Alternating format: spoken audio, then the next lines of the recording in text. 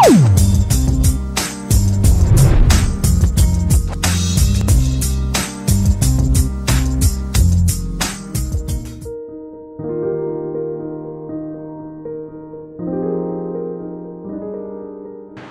puji syukur, hormat dan kemuliaan hanya bagi Engkau, Tuhan kami Yesus Kristus, Tuhan Allah yang hidup, Juru Selamat yang tunggal, Allah yang mengasihi kami, Allah yang telah berkorban bagi hidup kami, Allah yang sudah memperjuangkan banyak hal baik dalam kehidupan kami, Allah yang sudah membela kami dari berbagai macam situasi buruk dalam kehidupan kami.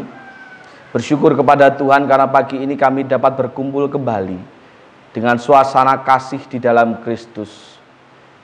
Terlepas dari berbagai macam beban hidup yang ada dalam kehidupan kami. Kami mengucap syukur hingga hari ini kami dikuatkan oleh Tuhan untuk menghadapi segala sesuatu yang menimpa hidup kami. Kami diteguhkan oleh Tuhan untuk dapat menghadapi berbagai macam tantangan hidup hingga sampai kami dapat berdiri hingga sampai detik ini. Dan mohon kiranya Tuhan berkenan menguatkan kami kembali ketika firman Tuhan ini kami pelajari bersama-sama, kami dengarkan bersama-sama. Engkau Tuhan yang memberi kekuatan bagi pribadi lepas pribadi kami, dalam hati dan pikiran kami, dalam semangat hidup kami mengikut Engkau. Engkau Tuhan yang memampukan kami untuk menjadi pribadi yang setia senantiasa menjaga iman, menjaga hati dan pikiran untuk kemuliaan Tuhan Yesus Kristus. Dan berkati jemaat-Mu sekalian, khususnya mereka yang hadir di tempat ini, dan ataupun juga mereka yang menikmati siaran live ibadah ini. Siapa saja yang sedang mendengarkan firman Tuhan ini, Engkau Tuhan yang memberkati mereka dengan hati dan pikiran, jiwa dan raga yang senantiasa siap menerima kebenaran firman Tuhan, menerima setiap teguran demi teguran Tuhan, menerima setiap kekuatan demi kekuatan yang diberikan Tuhan. Dan tentunya hamba-Mu yang jauh dari sempurna ini Tuhan, yang penuh dengan kelemahan dan keterbatasan ini, memohon sekali lagi hikmat yang daripada Engkau, supaya setiap perkataan yang keluar, supaya setiap firman yang tersampaikan sungguh-sungguh berasal dari Tuhan dan hanya untuk kemuliaan nama Tuhan. Kendalikan bibir, lidah, hati dan pikiran hamba-Mu ini, supaya pagi ini dapat benar-benar menjadi alat Tuhan untuk menjadi berkat bagi jemaat-Mu sekalian. Terima kasih Tuhan, kami serahkan waktu kami selama beberapa menit ke depan ke dalam tangan kuasa Tuhan. Dan beracaralah dalam kehidupan kami, dalam pembelajaran firman Tuhan pagi ini. Dan dalam nama-Mu Tuhan kami Yesus Kristus, Tuhan dan Juru Selamat kami yang hidup, kami berdoa dan mengucap syukur. Amin. Shalom. Shalom. Selamat pagi. Setelah saya rasakan tidak terlalu panas dan terlalu sumuk, akhirnya berani mencoba kembali memakai jas. Setelah beberapa minggu tidak memakai jas. Masih di dalam tema kita, bertumbuh dan berbuah bersama. Sebagaimana harapan kita terhadap gereja ini, terhadap persekutuan kita bersama. Bagaimana supaya dapat bertumbuh bersama? Salah satu hal yang bisa kita lakukan, bisa kerjakan bersama-sama adalah menciptakan hidup yang penuh kasih dan perdamaian, khususnya di dalam persekutuan. Jadi bagaimana caranya supaya persekutuan itu penuh dengan kasih, penuh dengan perdamaian. Walau berbagai macam karakter, berbagai macam latar belakang ada di sekitar kita, tetapi itu tidak membuat atau bukan hal yang mustahil untuk kita tetap dapat menciptakan kasih dan perdamaian. Nah, kita akan membaca terlebih dahulu sebelum membahas lebih jauh. Nats kita pagi ini terambil dari kitab 1 Petrus pasal yang ketiga. 1 Petrus pasalnya yang ketiga ayat 8 sampai dengan 12. 1 Petrus pasal yang ketiga ayat 8 sampai dengan 12. Sekali lagi 1 Petrus pasalnya yang ketiga ayatnya yang ke-8 sampai dengan ke-12. Sampun? Sampun? Saya akan bacakan, silakan disimak masing-masing. Judul perikopnya kasih dan damai. Dan akhirnya, hendaklah kamu seia sekata, seperasaan, mengasihi saudara-saudara, penyayang dan rendah hati. Dan janganlah membalas kejahatan dengan kejahatan atau caci maki dengan caci maki. Tetapi sebaliknya hendaklah kamu memberkati, karena untuk itulah kamu dipanggil, yaitu untuk memperoleh berkat. Sebab siapa yang mau mencintai hidup dan mau melihat hari-hari baik, ia harus menjaga lidahnya terhadap yang jahat dan bibirnya terhadap ucapan-ucapan yang menipu. Ia harus menjauhi yang jahat dan melakukan yang baik. Ia harus mencari perdamaian dan berusaha mendapatkannya. Sebab mata Tuhan tertuju kepada orang-orang benar dan telinganya kepada permohonan mereka yang minta tolong, tetapi wajah Tuhan menentang orang-orang yang berbuat jahat. Tentang kasih dan damai yang disampaikan oleh Rasul Petrus kepada kita pada pagi hari ini. Uniknya, surat ini ditulis oleh Rasul Paulus kepada para pendatang yang tersebar di Pontus. Itu pasal pertama ayat 1. Di Galatia, Kapadokia, Asia Kecil, dan Bitinia. Siapa mereka? Mereka adalah persekutuan orang-orang Kristen, orang-orang percaya yang merintis persekutuan bersama-sama. Sebagaimana pada waktu sekarang, pada waktu itu pun bersekutu juga tidaklah mudah. Bahkan mungkin kalau dibilang tantangan yang kita hadapi sekarang ini mungkin belum ada apa-apanya dengan tantangan oleh jemaat mula-mula pada waktu itu.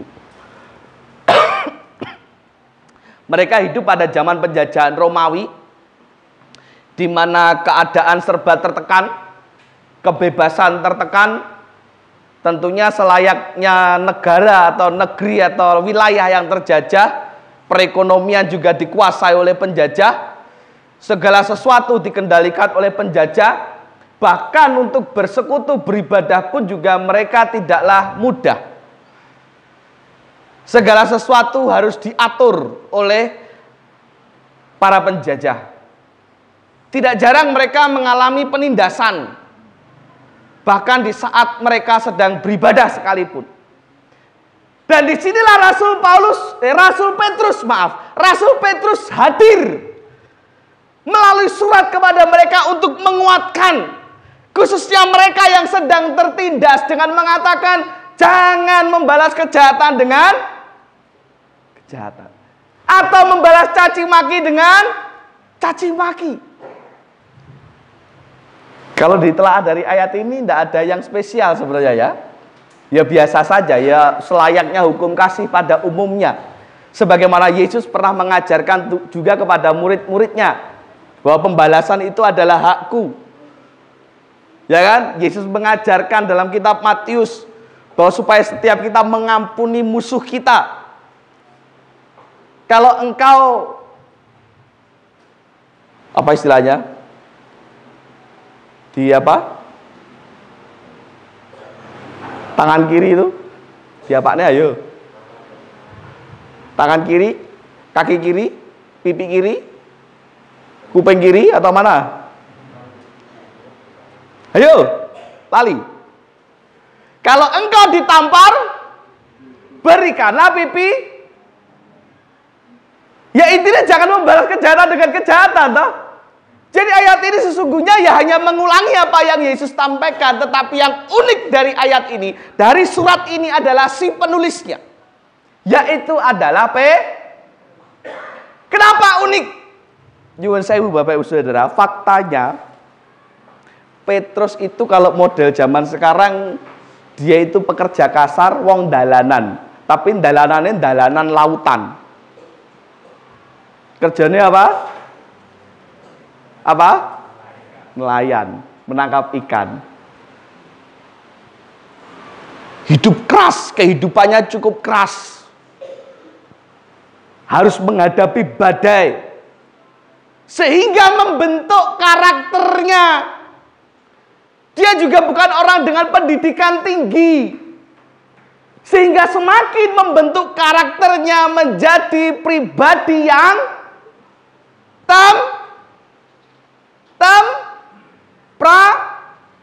temperamen. Loh, Petrus ini orangnya emosian loh. Gak sabaran loh. Mau buktinya? Tahu buktinya? Apa bukti di Petrus temperamen? Ayo. Apa? Iya. Satu-satunya murid Yesus yang bereaksi dengan keras ketika Yesus akan ditangkap. Dia langsung mengambil belati dan motong telinga tentara yang menangkap Yesus. Yesus marah. Wong kok ra iso ngendhaleke emosi. Mengapa saya katakan unik? Petrus yang seorang temperamen, yang seorang dengan mudah bereaksi terhadap ketidakadilan yang menimpanya, tiba-tiba ngomong, jangan membalas kejahatan dengan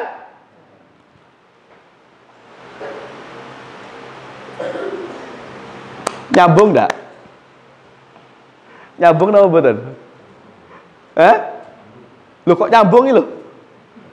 Iya betul no. Lah wong temperamen kok ngomong aja balas kejahatan dengan kejahatan, itu kan enggak nyambung, Bang.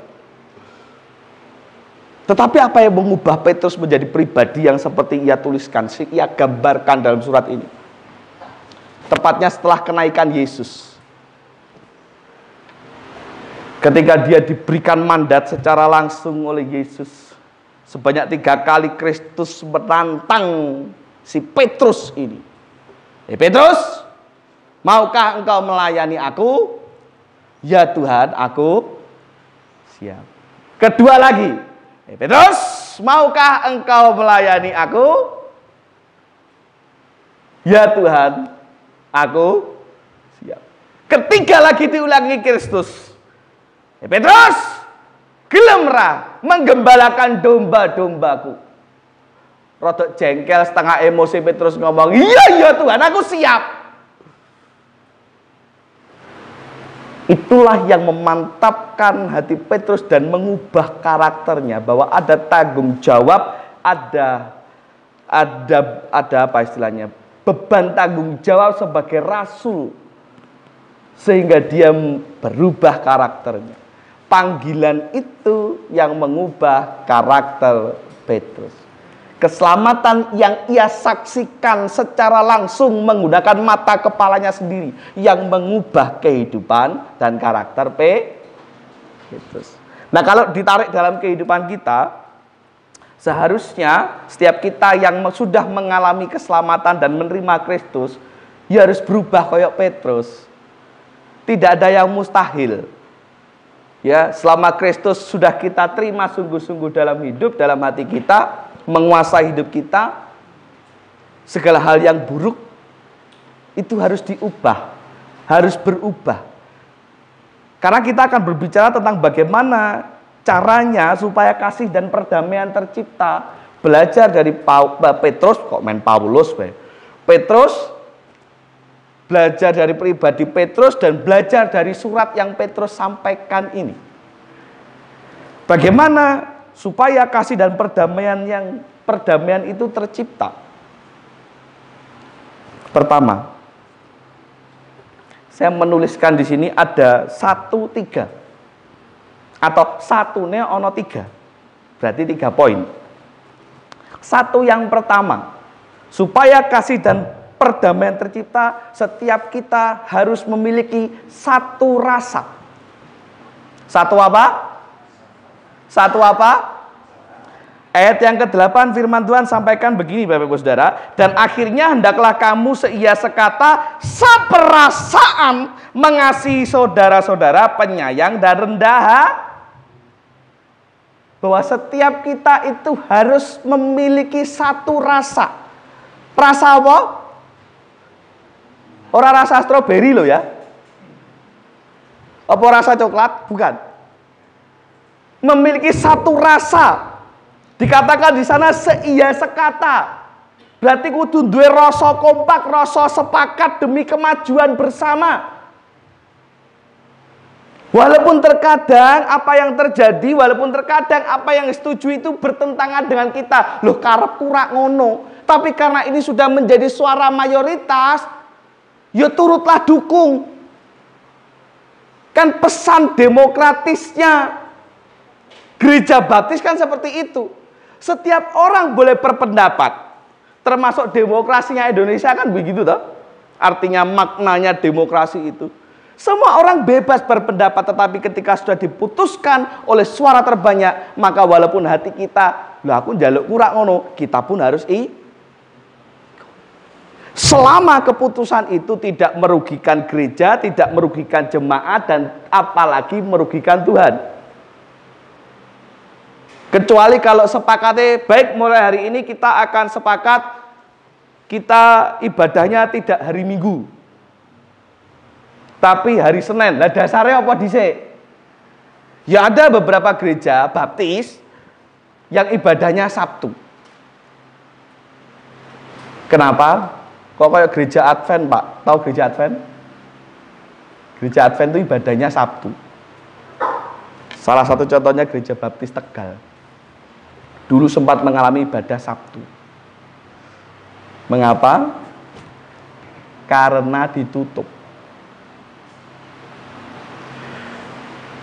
Masyarakat taunya wong Kristen ibadah Sabat ki ya Minggu. Maka ketika mereka ibadah Sabtu ora ada sing rusui. Ngertine mereka ibadah ki ya Minggu kan gitu. Mereka yang tidak tahu.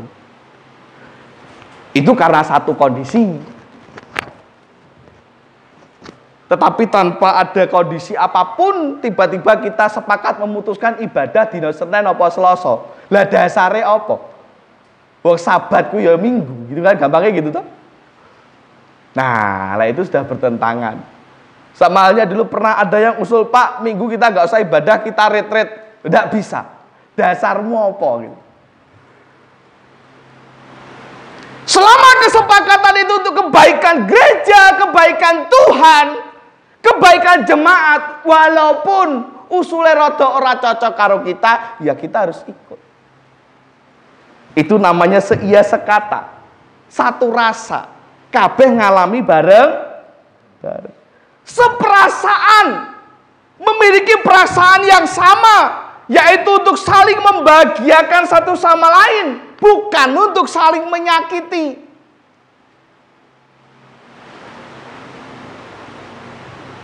Merasa sakit ketika saudaranya juga sakit, dan turut berbahagia ketika melihat saudaranya bahagia. Ojo seneng nyawang wong susah, lan ojo susah yen nyawang wong liyane seneng. Itu namanya tidak seperasaan.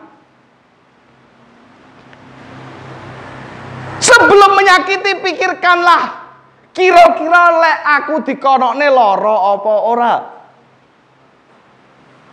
Itu namanya turut merasakan. Dan ketika memperlakukan orang lain pun juga pikirkanlah, kira-kira lek aku dikerekne seneng, berarti wong liya juga mesti seneng. Bagaimana cara memperlakukan orang lain, yaitu bagaimana cara kita ingin diperlakukan. Aku gak seneng dijiwit. Sakit, Pak. Dijiwit ini sakit. Makanya aku mau jiwit. Itu seperasaan. Ya toh? Terus apa lagi? Pengasih dan penyayang, yaitu rasa tidak ingin kehilangan satu dengan yang lain. Ada rasa saling memiliki satu dengan yang lain. Sayang lek sampai hilang. Digandoli tenanan, didongakne tenanan. Karena apa? Kasih dan sayang. Ya toh?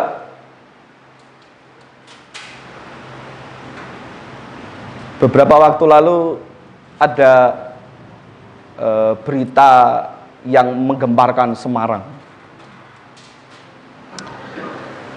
Ada, karena kasusnya sudah ketemu ya, makanya saya berani sampaikan. Kalau jenengan pasti tahu semua. Ada seorang pegawai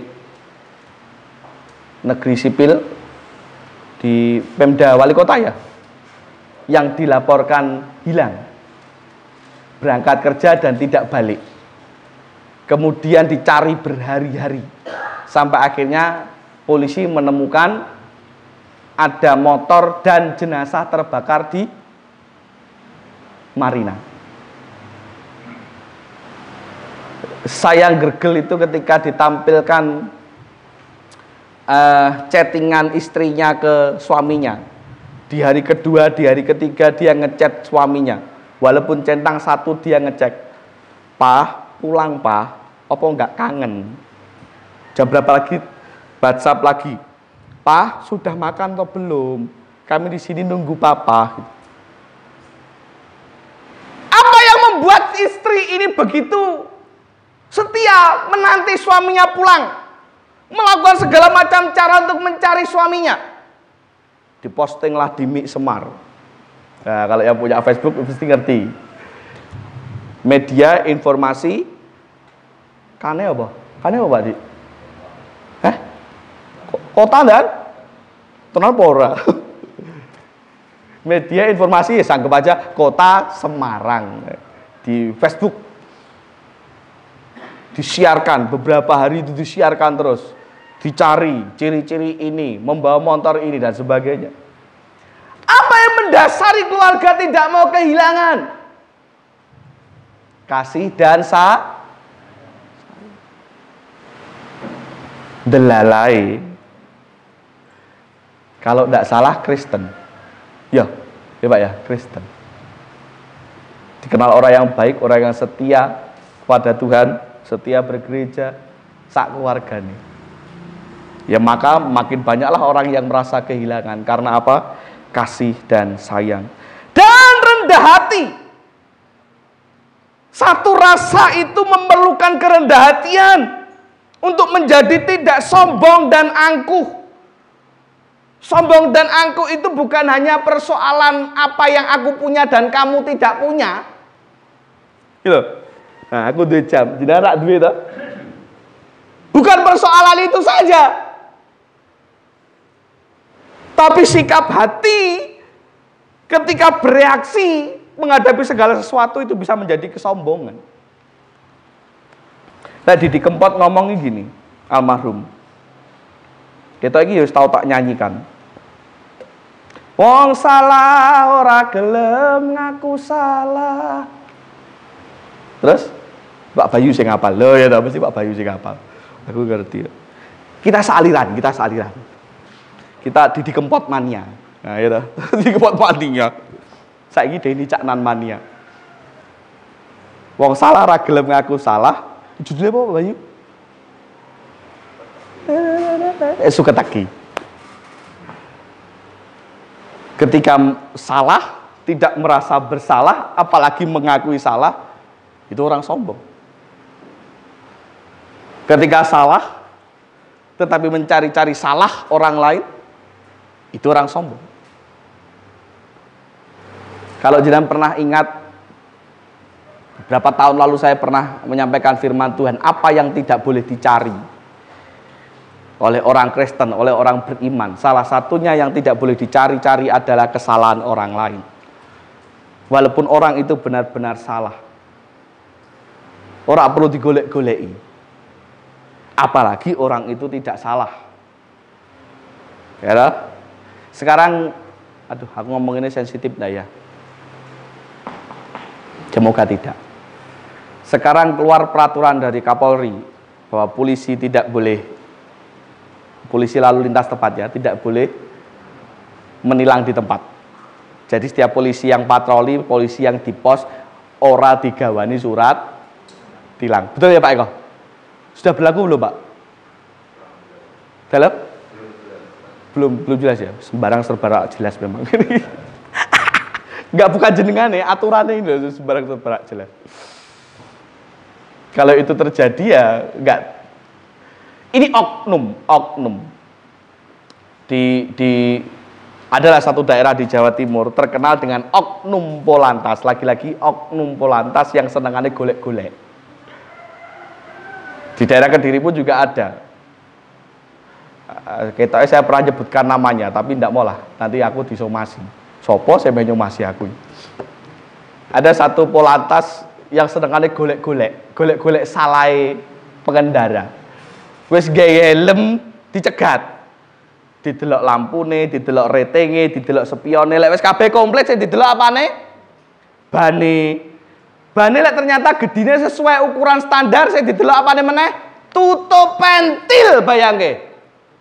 Orang ditilang gara-gara tutup pentil.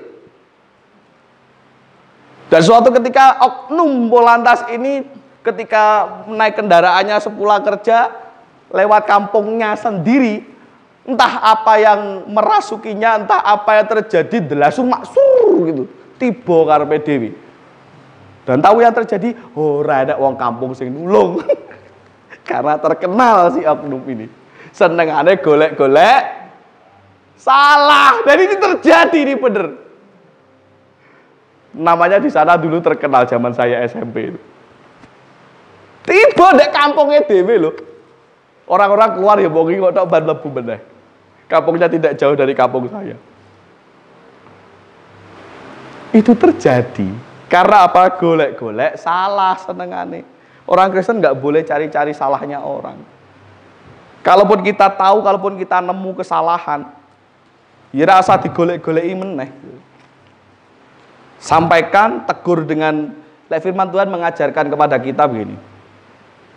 Paulus mengajarkan kepada Timotius, kepada Titus, mereka yang masih muda dalam pelayanannya itu, Paulus mengajarkan kalau ada yang salah, tegurlah dengan 4 mata. Lek 4 mata nggak ada perubahan, bawalah kepada penatua jemaat. Kalau di hadapan penatua jemaat tidak ada solusi, tidak ada perubahan hidupnya, baru bawalah di hadapan sidang jemaat supaya ditentukan akan bagaimana orang ini. Ada step-stepnya tanpa harus mencari-cari kesalahan. 1, rasa. Yang kedua adalah saya menulis di sini 1, panggilan. Bagaimana supaya kita hidup dalam kasih dan perdamaian? Supaya setiap kita memiliki 1 panggilan. Sebagaimana ayat yang ke-9 di sana dituliskan oleh Rasul Petrus, dan janganlah membalas kejahatan dengan kejahatan atau caci maki dengan caci maki, tetapi sebaliknya hendaklah kamu memberkati, karena untuk itulah kamu dipanggil, yaitu untuk memperoleh berkat. Supaya tercipta kasih dan perdamaian, kita harus memiliki 1 panggilan. Apakah panggilan itu? Apakah panggilan itu? Untuk apa kita dipanggil? Memperoleh berkat. Yang harus memperoleh berkat, maka apa yang harus kita lakukan? Menjadi berkat. Kita harus memiliki panggilan yang sama, yaitu untuk menjadi berkat bagi setiap orang yang ada di sekitar kita. Baik di dalam sidang jemaat, baik dalam persekutuan, di kampung, di rumah, di pekerjaan, sing sekolah ya ndak sekolah. Harus jadi berkat. Ya, sing sekolah iso ndak jadi berkat, Felix? Kamu bisa ndak di sekolah jadi berkat? Sing namanya Felix apa? Mosok ya menengok ibumu karo bapakmu? Yang ngasih nama ibu bapak, sing punya nama siapa? Felix. Kalau kamu di sekolah bisa jadi berkat ndak? Caranya gimana? Pernah nakali temen enggak? Ayo. Pernah ngajak temen enggak? Puji. Pernah? Aduh.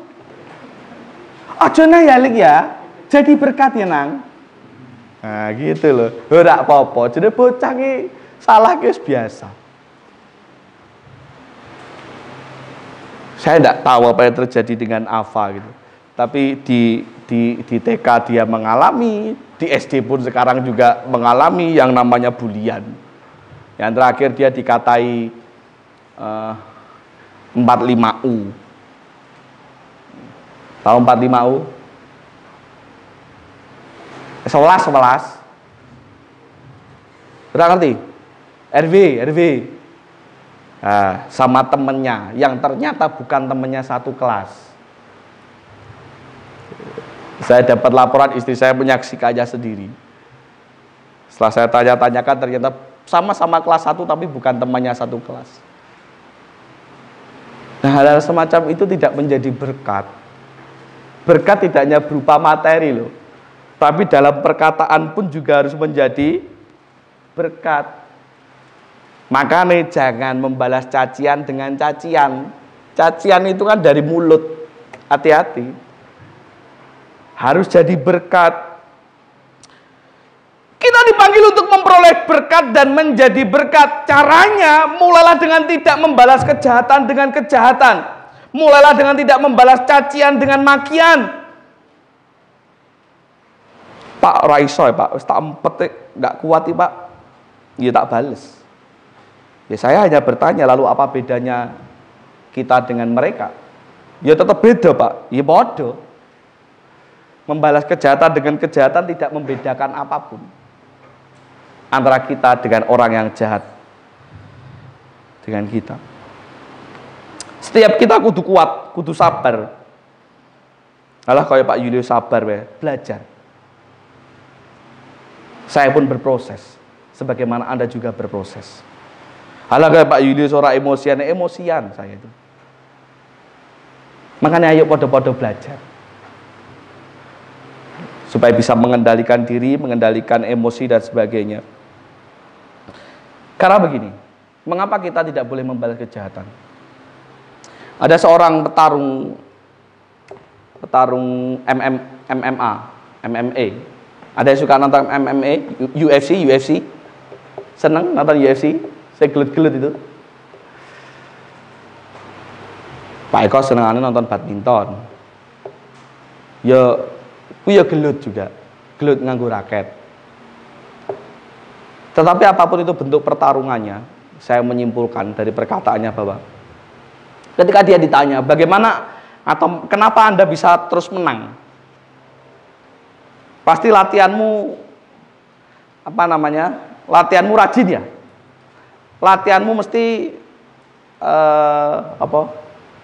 keras ya latihanmu ya, pukulanmu pasti sangat keras ya, makanya bisa setiap kali mukul lawan mesti KO gitu.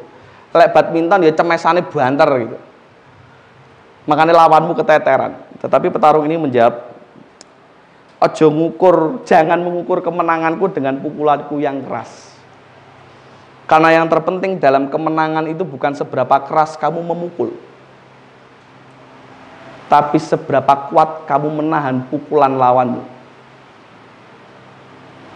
Semakin sering kamu dipukul, seberapa kuat kamu menahannya. Itu yang bisa membuat kamu menang. Percuma mbok pukulanmu banter kaya apa, tapi ketika kamu tidak punya kesempatan mukul dan kamu dipukuli, kamu nggak kuat, percuma, nggak akan menang dengan pukulanmu yang keras. Ya enggak? Jangan dia pukulan keras sih, kenceng. Gampangannya saking kencengnya, saking kuatnya, wong sekali pukul KO geletak wis itu jaminan. Tapi Anda tidak punya pertahanan yang bagus. Sementara dalam pertandingan tinju, MMA atau apapun, itu kesempatan. Menanti kesempatan untuk bisa mukul. Dan ketika Anda dipukuli bertubi-tubi, tidak ada kesempatan untuk memukul, jenengan mau bisa bertahan tok untuk sementara. Tapi ternyata pertahananmu lemah, nggak kuat dipukul, menang nggak? Menang enggak? Yang namanya kejahatan, yang namanya orang jahat, yang namanya ketidakadilan, yang namanya masalah akan terus ada dalam kehidupan kita. Saiki selesai, saiki rampung, besok pasti ada lagi. Nah, persoalannya bukan seberapa hebat kita bisa membalas mereka. Lek raison demek Pak Tugiono aja nyebut jenengku Julius, ora perlu itu, Pak. Gak akan menang kita. Gak akan pernah menang. Tapi yang membuat kita menang adalah seberapa kuat saya menahan setiap kejahatan, setiap cacian, setiap masalah yang menimpa hidup saya. Itu yang bisa membuat saya menang. Paham je? Wong badminton pun sama, Pak. Orang masalah piro baterai cemesanmu. Lek ternyata musuhmu tidak memberi kamu kesempatan untuk nyemes, balik-balik terus. Apa ya bisa menang? Sementara pertahanan jenengan ketika main badminton ki kocar kacir, kakimu lemah untuk melangkah mencolot-mencolot. Kalah Pak jenengan, walaupun cemesanmu buantere ngalang-alangi pesawat Sukhoi. Gak akan menang. Orang dikasih kesempatan nyemes kok diserang terus habis-habisan. Bagaimana bisa menang?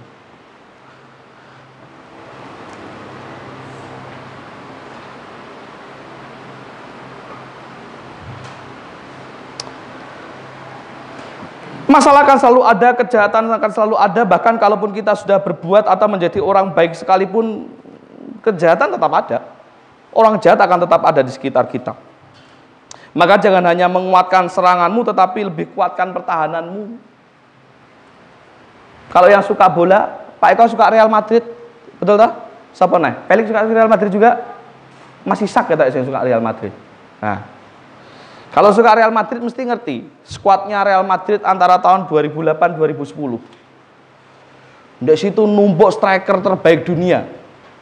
Ono sapa ya Pak Eko? Nistelrooy, betul ya Pak? Itu sekitar tahun 2008-2010. Ono Nistelrooy, ono Ronaldo Brasil. Ono Robinho. Sing ibu-ibu nyuwun sewu nggih, ngrungokne sik wae. Aku lek kon jelasne sapa Robinho ya aku ya pusing juga. Main bal apik pokok larang. Nistelrooy ana sapa mau Nistelrooy, Ronaldinho, Robinho, ana Michael Owen, ana Raul Gonzalez, ana Beckham, ana sing Belanda ki sapa? Huntelaar. Striker larang-larang, Pak. Ngumpul nih koleksi striker. Anda tahu antara tahun 2008 sampai 2010 juaranya siapa? Barcelona. Yang tidak memiliki striker sebanyak yang Real Madrid punya, tetapi dia punya pemain sing roto, mulai ngarep tekan buri, roto. Membuktikan apa? Bahwa menguatkan serangan tidak menjamin kita akan menang. Ya dah? Gak jaminan mau striker dunia sebanyak apapun, gak jaminan menang ternyata. Kalah karo Barcelona. Messi cek enom, cek anyar-anyare, debut-debute. Tapi sisa ngorak-ngarik dan mempermalukan striker-striker dunia itu. Ya kan? Nggak usah menguatkan serangan, artinya nggak usah membalas kejahatan dengan kejahatan. Percayalah kepada janji Tuhan bahwa pembalasan itu adalah hakku, titik. Satu rasa, satu panggilan, yang ketiga, yang terakhir, satu suara. Sebagaimana ayat 10-11 berbicara tentang perkataan, berbicara tentang ucapan, berbicara tentang lidah, supaya setiap kita memiliki satu suara. Suara apa? Yaitu suara kebenaran atau suara yang tidak bertentangan dengan kebenaran. Lidah yang mengeluarkan perkataan berkat, bukan sebaliknya. Yaitu perkataan-perkataan yang tidak menyinggung, perkataan-perkataan yang tidak menghakimi dan tidak menyakiti satu sama lain. Perkataan atau suara yang bisa membawa perdamaian, bukan sebaliknya membawa provokasi. Indonesia ini gawat provokator. Makanya di mana-mana sering meledak kerusuhan. Ya mereka apa? Provokator. Saya tidak bermaksud mendahului dan tidak bermaksud menyalahkan pihak manapun. Anda pasti mendengar beberapa waktu lalu ada kerusuhan supporter di Malang, menewaskan 100 berapa? 35 jiwa. Ono sing ngomong nyalahke. Nah, ini yang baru-baru ini keluar lagi. Ada rekaman suara katanya mengaku ibu-ibu penjual. Enggak tahu ada mengikuti beritanya enggak? Kemarin dalam melintas. Penjual apa Pak ngaku nih? Warteg apa? Dawet. Menghakimi para supporter. Dan konon katanya ibu-ibu ini dicari karo supporter Arema. Ngomongnya piye to? Intinya ngomong ngelek-ngelek supporter. Wong gas air mata itu ora sepiro kok jane. Justru ketika mereka lewat itu pada bau minuman keras. Terlepas itu dari benar atau salah, bagi saya omongan itu tidak perlu. Kenapa? Itu mau kompor. Lah Indonesia ini darurat orang-orang seperti ini. Bukannya mengeluarkan perkataan yang menenangkan, tetapi justru memprovokasi. Itu bahaya. Itu yang memecah kasih dan perdamaian. Ketika kita tidak satu suara menyuarakan kebenaran. Makanya berkali-kali saya sampaikan, saya pernah bilang gini, yen ora ngerti mending meneng. Yen ora ngerti mending, karena komentar pasti akan salah. Pasti, wong ora ngerti kok. Ya toh? Wong ora ngerti kok. Mah komentar. Aku ini diceritani Pak Bayu. Pak, aku ini ketemu Pak Bahtiar goncengan karo cewek Pak. Bu Bahtiar mungkin Pak. Duduk Pak, beda Pak. Ya paling Deborah. Duduk Pak, beda Pak. Bu karo cewek Pak. Wis tau, tak jamin lah aku melu komentar mesti salah. Karena aku satu gak melihat sendiri, yang kedua belum tentu Pak Bayu bener, GG duduk Pak Bahtiar. Neng membo. Ya kan siapa yang tahu? Oh nyatane Pak Bahtiar ra iso numpak motor, mosok Pak Bahtiar mek goncengan karo cewek. Wis tau, kalau saya melu komentar pasti akan menjadi masalah. Jatuhnya jadi kompor. Ana Pak, omone Bu Bahtiar Pak. Wah kuwi kacau gawat iki Pak Bahtiar wis sak genah kuwi. Wis ketua PBI guru sekolah minggu goncengan karo cewek, lapor ya Pak. Wis to kompor itu. Apa benar rak ngerti kejadian sebenarnya itu? Ya kalau mau ya tanyakan langsung ke Pak Bahtiar, bener toh Pak? Aja langsung ngomong dari Bu Bahtiar. Ya, pemenang mau Deborah, kok Pak Bahtiar nek didirak diterke Deborah mudahan kan. Jadi kalau tidak tahu lebih baik di ya dah. Mulai dari pilihan presiden Pak Jokowi itu periode pertama tahun berapa? 2004 ya? Periode pertama 2004 itu sepimen 14 mengalang-alai presiden keloro 2014 sampai saat ini 2022 dua kubu loh je urip. Saya yakin ini lera gara-gara provokator lah mungkin ono. Bahkan Pak Jokowi 2024 wis gak bakal nyalon loh. Cek ono lho. Dua kubu yang berseberangan itu. Sing saling elek-elekan lho. Sing sitoke ngomong kue kampret, sing sitoke ngomong kue cebong iki lho. Ki provokator kuwi. Makanya Indonesia rasanya ora adem, ora ayem, ora damai. Ini karena masih ada provokator. Karena tidak satu suara menjaga suara kebenaran. Gitu. Sebab itu mari sama-sama belajar untuk lebih bijak dalam bertutur kata. Bukan soal lembutnya suara atau manisnya kata-kata, tetapi soal apa makna dari setiap perkataan kita. Wong Jawa bilang omongane alus ning ngabangne kuping, ning nyelekitne ati. Omongane alus ning nyelekitne ati, ngabangne kuping. Itu artinya berbicara yang baik, berbicara yang benar bukan soal halus atau tidaknya omongan, tapi makna di balik omongan itu.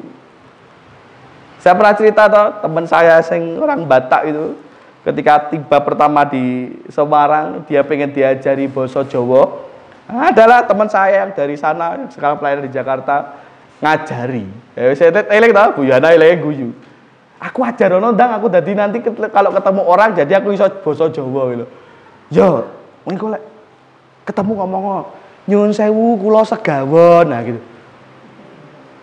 Ngomongane segawon itu kan basa halus toh.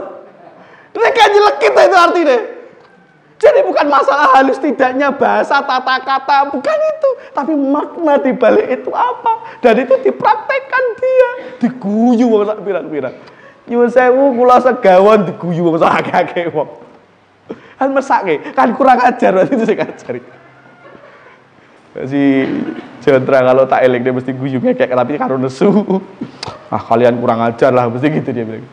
Itu jadi suara kebenaran, suara yang baik, suara lidah yang tidak jahat, lidah yang tidak menyakiti bukan masalah halus atau tidaknya omongan. Ya Anda mungkin bisa kromo inggil dengan halus ning dalam maknanya memaki-maki orang ya bisa loh Bagong. Gitu Bagong, aku gak ngerti kromo inggil sih, tapi bisa pasti, saya yakin bisa. Ya contohnya gimana, saya tak ngerti ini mau segawon.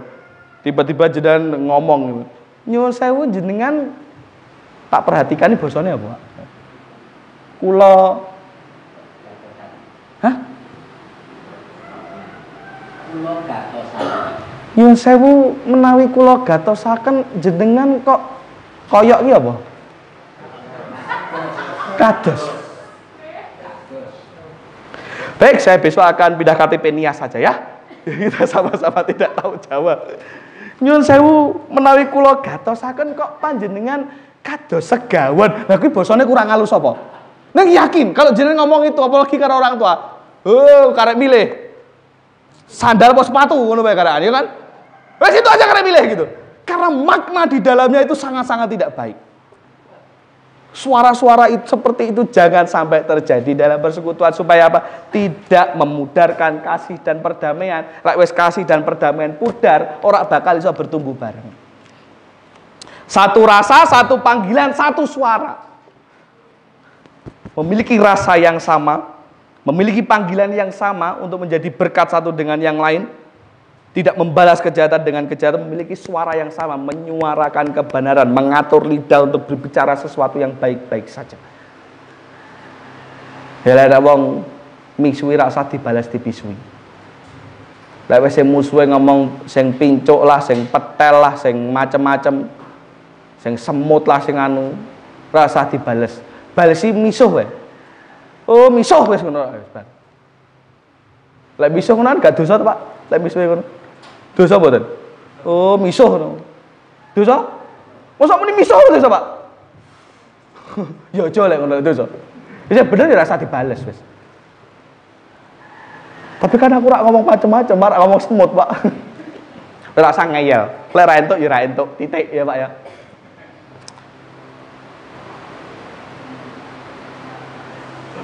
Tidak harus lembut, tidak harus halus.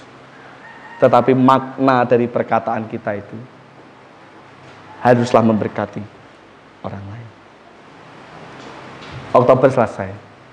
Bulan depan kita menginjak bulan November dengan tema yang baru. Apa itu? Nanti kita akan lihat bersama-sama di bulan November. Kiranya menjadi berkat buat kita semua. Pesan saya, mari sama-sama bertumbuh dan berbuah bersama. Jangan tinggalkan satu dengan yang lain. Ajak dan angkatlah satu dengan yang lain. Kita punya kelemahan, mereka pun juga. Sebab itu kita sama-sama saling melengkapi dalam kebaikan. Ya, satu rasa, satu panggilan, satu suara. Untuk kasih dan perdamaian. Di Gereja Baptis Kembangarum. Kembangarum apa cabang Kembangarum? Kembangarum. Sabar Pak, saya Juli. Ini direkam lho, kalau kono ngrungokke kok kena semprit nanti. Nah lah ya. Wis mau Kembangarum mau cabang Kembangarum itu yang ada di Kembangarum itu. Biarlah kasih dan perdamaian tercipta sehingga kita bisa bertumbuh bersama-sama. Tuhan Yesus memberkati kita semua. Mari kita duduk kepada dan berdoa. Terima kasih Tuhan untuk berkat-Mu pada pagi hari ini. kiranya menguatkan kami, membenarkan langkah dan tujuan hidup kami untuk menjadi semakin serupa dengan Tuhan dan menjadi berkat bagi satu dengan yang lain. Terima kasih Tuhan, ampuni jikalau ada perkataan ataupun tutur kata yang menyinggung dari hamba-Mu ini. Engkau Tuhan yang menyempurnakan segala sesuatunya. Kalaupun ada yang tidak berkenan bagi Tuhan pun, juga hamba memohon belas kasihan yang daripada Tuhan, supaya Engkau menyempurnakan dan memperbaiki hamba-Mu ini. Terima kasih Tuhan, hamba-Mu sudah selesai berbicara, biarlah Roh Kudus-Mu yang menyentuh hati dan pikiran jemaat-Mu sekalian. Dalam nama-Mu Tuhan kami, Yesus Kristus Tuhan dan Juru Selamat kami, hidup kami berdoa dan mengucap syukur. Amin.